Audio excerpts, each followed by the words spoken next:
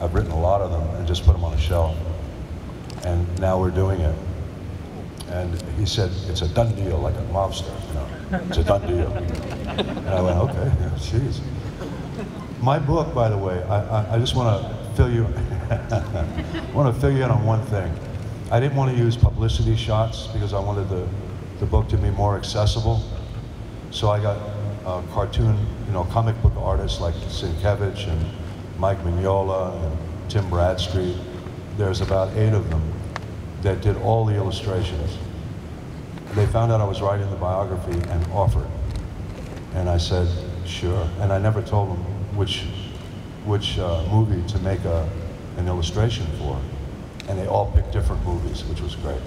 Cool. A miracle, it's a real miracle. So it's a nice looking book, yeah. And you can get it on iPad. Now, I don't know how many of you guys know this, but Not Bad for a Human was one of the inaugural releases from Steve Niles' new publishing company. And I'm sure many of you know who Steve Niles is, writer of 30 Days of Night, comics genius extraordinaire. How did the book find its way to their imprint?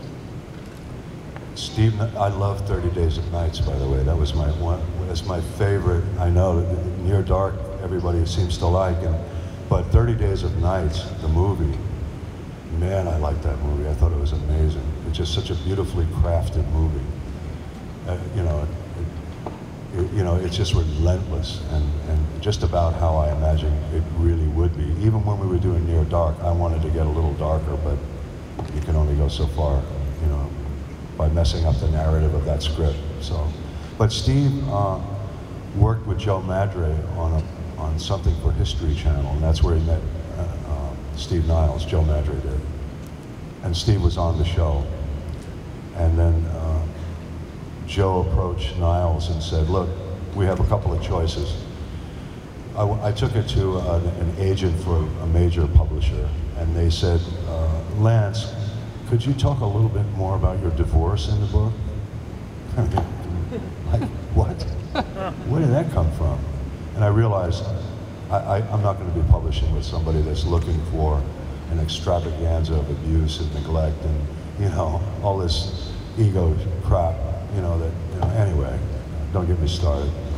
Because I'll launch right from that into politics. You don't want to go there.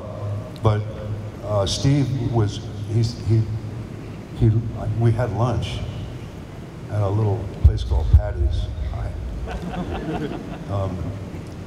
And talked about it, and he said, I want to be the one that puts out the limited edition, the hardback. And so we did.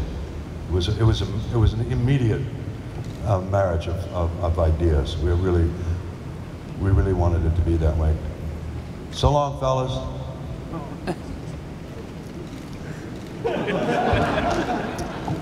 I always feel like I've let people down. That's what I'm saying.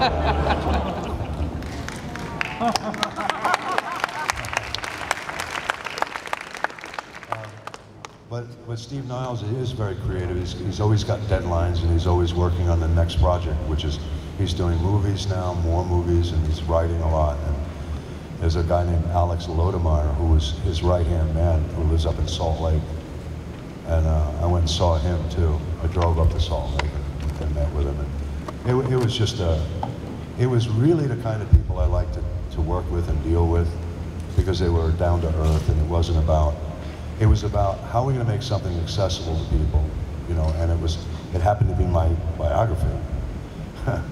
And I was grateful for that, but here we are, and the book is out, and it's doing really well. Everywhere I've gone so far on this book tour, we've absolutely sold out, and now it's on Amazon Kindle and iPad. I'm getting sick, man. That's really sick. All right, now can we turn it? Oh. Yeah, we're absolutely going to turn it over. Can we turn it over to you guys? I did want to ask, though, before we do, because everyone's got their homework, and their homework is to read your biography. Yeah. You're selling it at your table, correct? Yeah. And how much is it? $35. 35 bucks. So, and does that come with an autograph? Yep. There you go. Cool. You get a book and an autograph for 35 bucks. And that ain't bad. I'll write every family member's name in it too, I promise you. And at this point, obviously, since FanExpo is called our tribe base, fan base, tribe base, whatever, all over the world, they're sending cards and letters to Fox Studios to get the Millennium film made. Cool. And there's a website called Back to Frank Black, and we're really working on it. And Chris Carter wants to do it. He doesn't know how it's going to happen, whether it's going to be in theaters or is it going to be a special on either Fox or HBO. We don't know. But so does Frank Spotnitz, who was one of the producers. So that's really in the works, and I'm ready to do it. A lot's happened since 2000. Remember the last thing in the show was that when it flips over, the world's going to end. You know, computers are going to crash. Well, look at all that's happened since 9/11. The world is completely altered, and so there's all the more reason to do something with some dignity and intelligence. So we're really ready to do it. You pick. Yeah. You're the last one I'm picking. I'm sorry.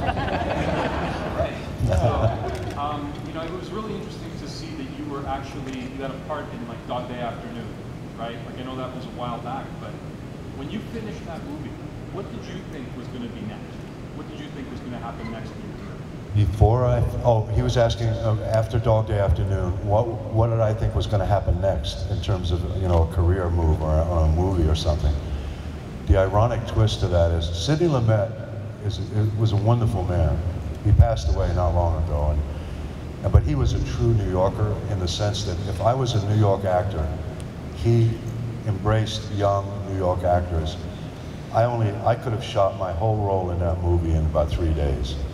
And he would always turn to a young actor and say, look, you're only on for 3 days, but I'm going to give you run of the show, which means I got paid for 8 weeks or 10 weeks.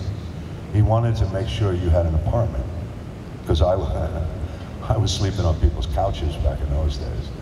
But anyway, before the movie was over, in answer to your question, I had already met with Steven Spielberg, and he offered me Close Encounters to be in it.